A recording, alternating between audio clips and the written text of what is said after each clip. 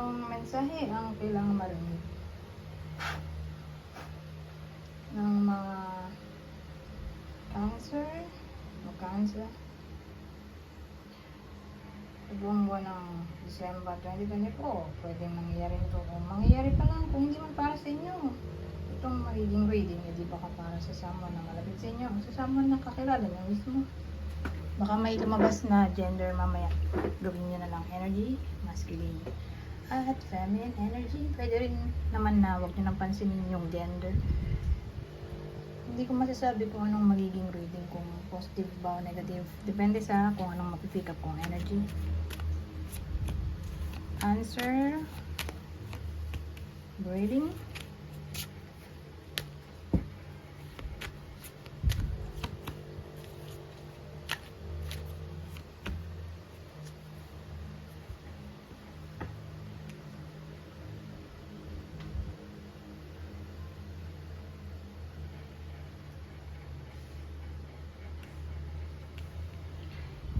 Ano to?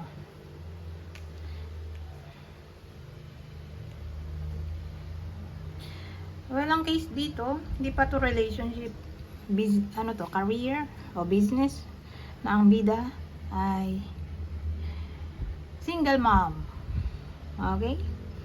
So, yung single mom dito, medyo problematic sa work niya. Siguro bored siya. O for some reason, marami siyang utang nowadays. O wala siyang work. So, case to case basis. Na para bang eto,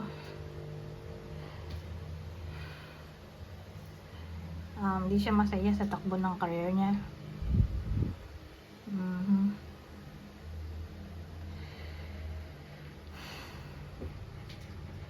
Kasi feeling niya ba maraming nasayang na opportunity. O nasayang yung time niya. Pwede rin naman kasing ginrab naman niya yung mga opportunity, kaya lang for some reason nagsettle down siya nagsettle for less siya.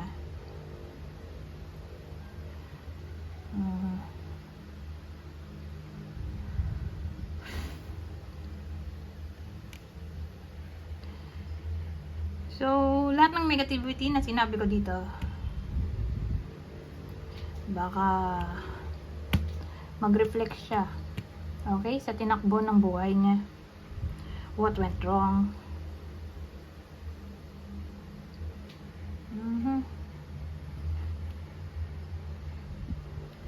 So, ang dating sa akin,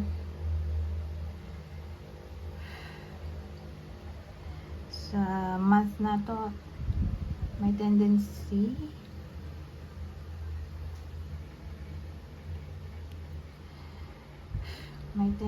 siya na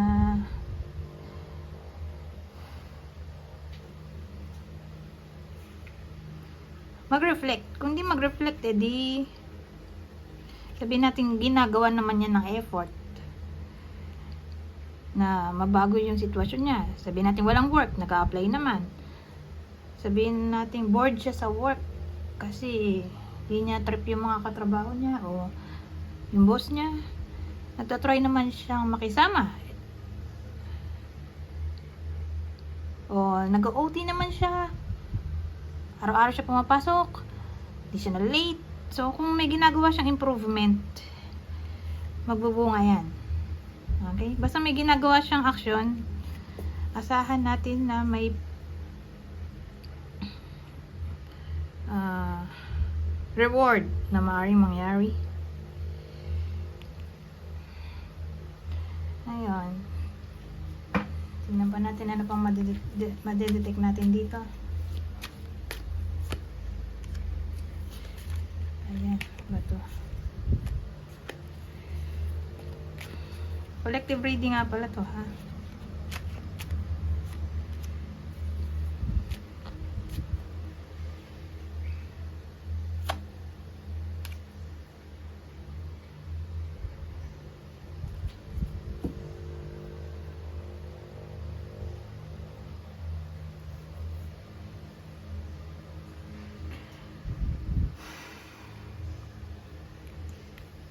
Ito na, ay, single mom pala to, no?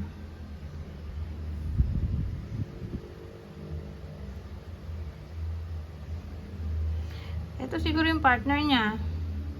Mukhang may anak siya sa iba. So, yung tatama ng reading natin, collective reading kasi to. So, para siyang storya. Na dikit-dikit, hindi katulad ng mga ginagawa kong putol-putol. Ito, dikit-dikit yung kwento. May partner siya, mukhang mas bata sa kanya. Pero, yung anak niya dito, hindi sa kanya. Okay, sa ibang lalaki. So, ibig sabihin, may anak na siya sa iba. Pero may karelasyon siya kasi may tao dito. Usually, love reading kasi tayo eh. So, yung karelasyon niya ngayon, mas bata sa kanya. Yung energy ng partner niya dito, eh, hindi rin maganda actually. Napoprocrastinate kasi siya dito. Bored din siya. Pares kayo. Kung bored, kung ito man ay kwento ng iba sa inyo, bored din siya. Parehas yung magre-resonate dito. So, bawa kayo yun.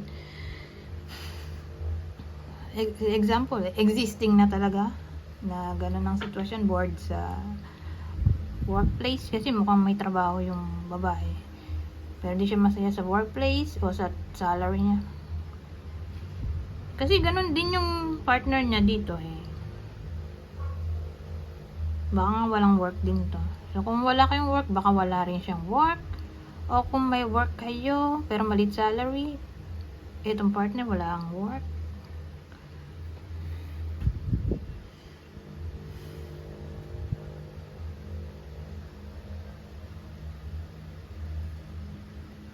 Lazy kasi siya dito eh. So tingin ko wala siyang work nowadays. Na para bang disappointed siya. Ganun. Sa takbo ng career niya o ng buhay niya. Ganun eh. Sa December. Disappointed. Tama ba? Ay, 4 pala to. Kala ko 7 of cups, 4 pala to. 4 of cups.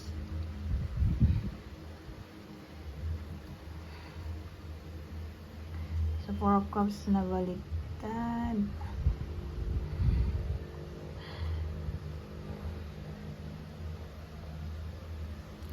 Na yun nga, parang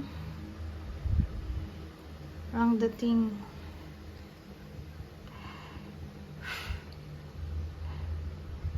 medyo buwisit siya. Buwisit siya sa sarili niya kasi wala siyang pera. Ay, December pa naman. So, pag December, maraming gastos. So, ganon. Ang dating sa akin, buwisit siya sa sarili niya. So, asahan natin na medyo magagalitin ng taong to sa December.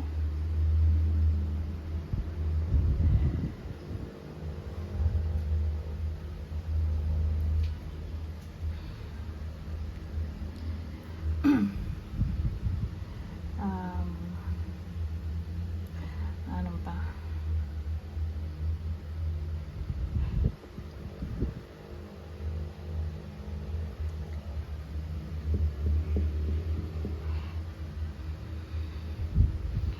Expect din natin na medyo cold yung tao dito. Parang walang pakialam. Kasi nga di siya masaya sa sitwasyon niya.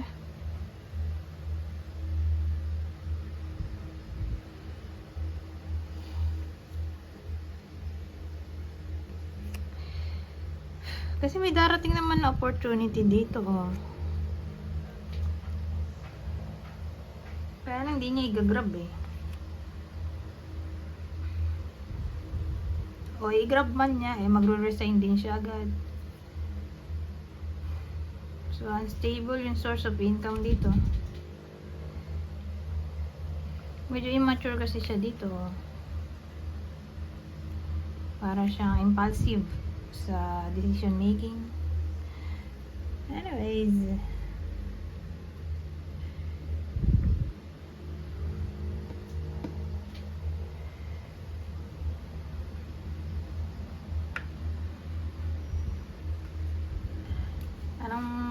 feelings noong babae sa December dun sa lalaki.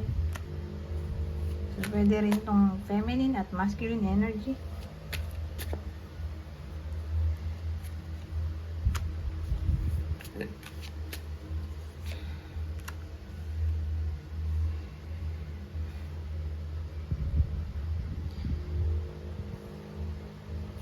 Teka.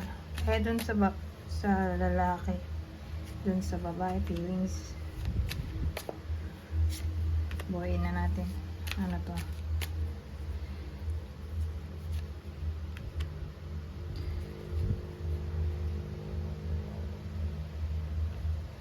Well, magagalit yung babae, oh. Magagalit siya. Kasi magiging dishonest yung lalaki.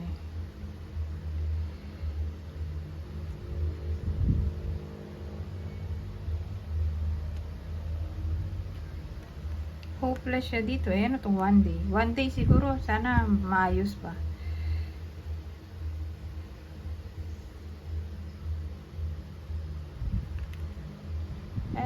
May resistance tayo dito, eh.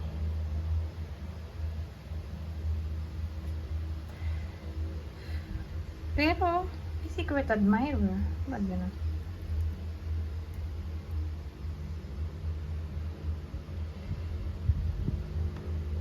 Suppressing, timid.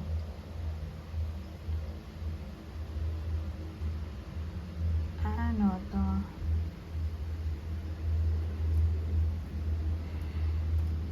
So, iniisip ko may iba ba siya? Kasi may dishonesty tayo dito.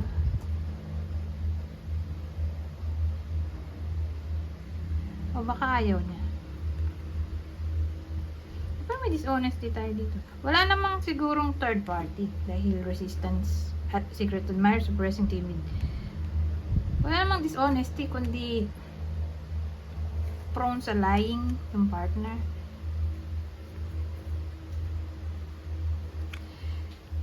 So, ang dating sa akin, mukhang mag-aaway silang dalawa. Due to lying, yung lalaki yung maglalay. For some reason. Pero wala namang third party. Iba yung lie niya. Meron siguro siyang pangako na hindi niya matutupad. Pero again, walang third party. Tapos, nung nag-away na sila, hindi ma-realize yung lalaki. Ganun ang dating. Pero one day, ang dating sa akin dito, umaasa, although hopeless siya dito, pero somehow umaasa pa rin yung babae na yun nga, magbabago pa yung lalaki.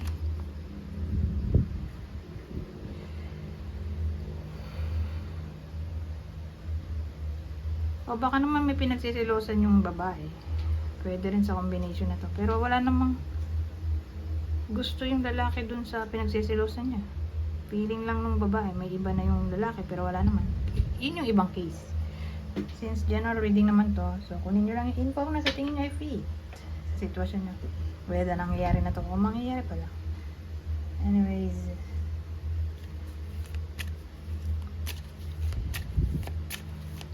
ano pang mensahe dito? Oh, ito maganda, oh. Everything's okay. Don't worry, it's all working out in a beautiful way. Huwag na mag-alala, maayos din ang lahat.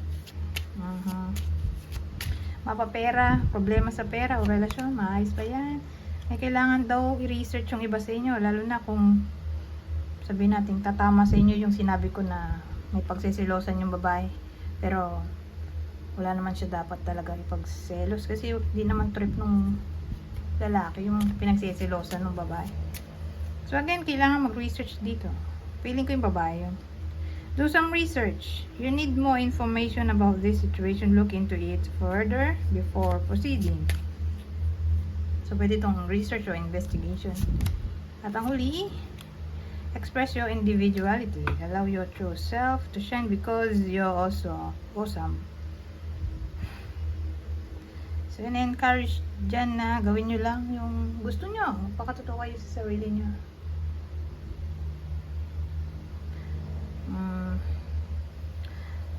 Ano pa? Ito yung possible zodiac sign ng partner sa kwento. Partner ng Cancer. Isa sa water sign, Cancer, Scorpio, Pisces. Kapwa nila Cancer, pwede rin. So again, isa sa water sign, Cancer, Scorpio, Pisces, Sagittarius. Sagittarius ulit. Dalawang card, Sagittarius. So, alin man dyan, zodiac sign. Mga zodiac sign na yan. Anyways, hanggang dito na lang. Goodbye for now.